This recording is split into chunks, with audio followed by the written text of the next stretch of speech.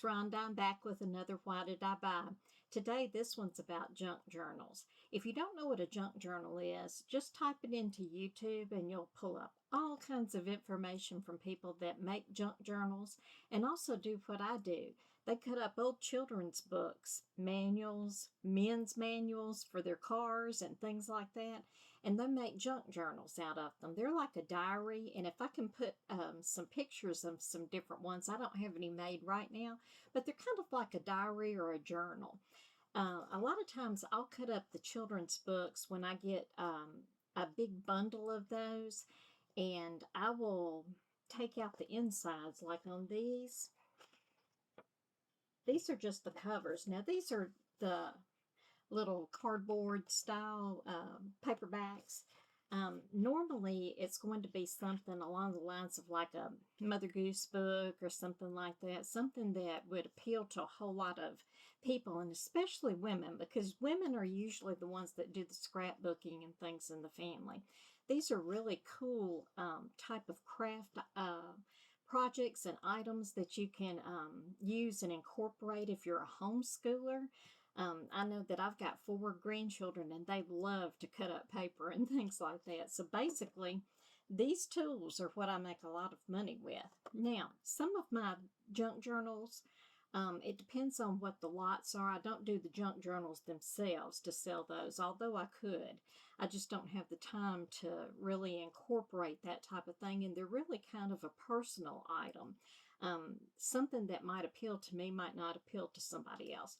But anytime that I go in, and whether it's at a yard sale or an estate sale, or I do a buyout from a home or something like that, there'll always be random little things in there, little pieces of metal, like, I don't know, charms off of a charm bracelet that are not silver or gold, and it's something that's going to normally get tossed, or something along the lines of different pieces of pretty fabric. I've bought from library sales, I bought like the old library pockets that they used to put the cards down in, and the cards themselves.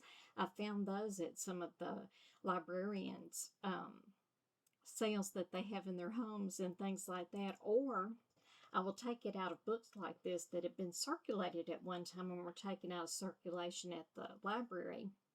I will remove those out of the front and then insert those in other the junk journal lots and things like that that I sell, because just because it came in a certain book doesn't mean that I cut it all up and then I send it back out again, it just in cut up fashion. I kind of mix things up a little bit. Something that's kind of popular is like the Cub Scout, any of the brownie type of information, Cub Scouts for the boys, Girl Scouts for the girls, Webelos, things like that. Any of the church groups like Kiwanis that would put out any type of material like this, those are all things that can be used, or old Sunday school material. It's dated, so a lot of times they toss those things, or they'll if they don't have like a mission in Haiti or something like that. I know our church used to send things to different places overseas because they couldn't afford things like that. But if they have something that's going to be dumped, take it home. And you can do something, even if you wanted to donate the proceeds and do it as a charity type thing. But these are ones that I've just recently taken this out. I'll tell you, I don't watch a lot of TV. But I do watch a lot of movies, if you want to, call that not TV, I guess. And I watch documentaries and things like that at night. And while I'm doing that, I just set up a little table, a little TV tray or card table or something like that. And I have kind of an assembly line going. And so I'll show you some that I've done recently. The covers that I just showed you, those are ones that came out of a different lot. But the way that I do this, I put almost exclusively use file cabinets. The 4-drawer are the best ones. And they're also pretty cheap if you buy those at yard sales for about $10. Sometimes a little bit less than that. Sometimes they're just ready to get rid of them at the end of the day. But I use those in hanging files. And I set my hanging files up. And it'll be certain kinds of ephemera that goes in there, like road maps, things like that, that don't really have anything to do with junk journals. But the junk journal things, the children's books and things like that, I also put those in the file cabinets. And so I just do this, and I have the hanging files, and they're marked a certain way. And then I've got these that are marked a certain way. And then I put all of the things that I cut up, I put those into lots. Usually it's about, I guess, about 15 to maybe 25 pieces. It kind of depends on if I'm getting really small pictures that I'm cutting out or tearing out. A lot of times I'll tear them out because a lot of the junk journalists like to use the rough edges and things like that. But most of the time, frankly, I cut mine out because it's just simpler for me and it's a lot faster. But like, for instance, these, I've got some of the Disney books that I cut up. The pictures look good, but the book itself had some tears in it, or the spine or the binding was messed up on it. The cover was messed up. There was a reason that I didn't want to sell it in entirety. Sometimes it's just, frankly, because of the price point. I might have this book, and if I was going to sell it on eBay, for instance, I might could get, let's say, $350 for it, something like that. Come away with $350 for it, even plus shipping. And you know, if you're sending things like that, you know, by media mail or something like that, because it's a book or whatever, you're going to get a little bit cheaper shipping and things like that. So let's just say that I came away with $5. Well, something like this, I'll get 3 or 4 of these out of a particular book, and I usually sell those, you know, anywhere from usually about $7.99 on up to $20-$25 a piece for these things.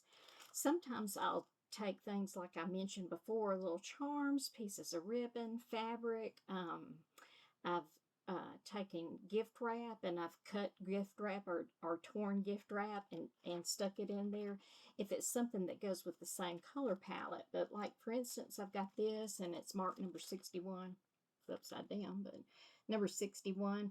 And of course, that's what I put in my custom SKU, and that way I know what location. So it's going to be in the folder that's marked 61 to 70, and I'll know without having to go through everything that this is the one that they bought because it's in my custom SKU.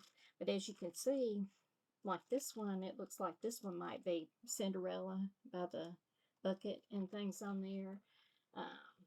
And see, I had another Cinderella, Snow White. I had at least 2 or 3 of Snow White because I've sold some of these. Cinderella, it looks like I got at least 3 to 5 out of Cinderella. And so these are things that I just do at random at nighttime. I don't use a lot of my listing time. I don't use a lot of anything. I mean, I just lay them out, and I'll try to remember to put in a picture right about here or so to show you how I do that. But I just kind of lay it out. I'll take a picture of it if it's got some of those random odd pieces, you know, to make it kind of a better media look and things like that. Then I lay those with it. You know, I want to show them everything that's going to be in their package when they get it. But you don't have to take pictures of both sides, because normally I'm taking a picture of the side that I thought looked the best, you know, to include in the junk journal at some point in time.